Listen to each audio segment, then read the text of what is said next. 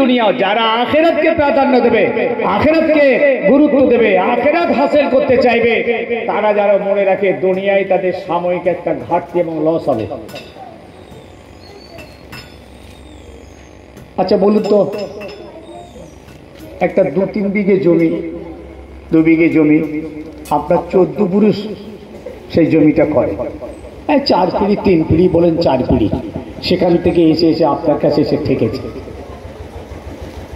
মালিককে কোনোদিন কিছু দিলেন না, মালিক কিন্তু আপনি নন, মালিক অন্যজন, কিছুই দেন। আপনার বাপ দেয়নি, দাদা দেয়নি, পরদাদা দেয়নি, 14 পুরুষ দেয়নি, আপনার দখলে আছে আপনার। আপনি বলছেন আমি আখিরাত চাই। যদি সত্যি আখিরাত তামান্না আপনার হয়, তাহলে দুনিয়ার লস করতে হবে, এটা ঘাটতি। দুনিয়ার এই ঘাটতি আপনার মনে হলেও আখিরাতটা আপনার কামিয়াব হবে। মালিককে তার জমিটা ফেরত দিতে হবে।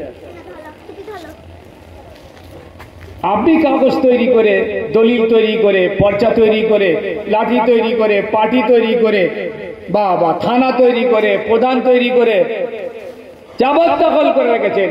এইভাবে 4 পিঁড়ি আসছে, আপনি আখিরাতের তামান্না করছেন, আখিরাতকে গুরুত্ব দিচ্ছেন, আল্লাহ রাসূল পেতে চাইছেন। ভাই সাহেব, তাহলে আপনাকে এই মালিককে জমিটা ফেরত দিতে হবে। এটা দিলে কিন্তু আপনার দুনিয়ার একটা সাময়িক ঘাটতি হবে, একটা লস মনে হবে, কিন্তু আখিরাত আপনার কামিয়াব হবে।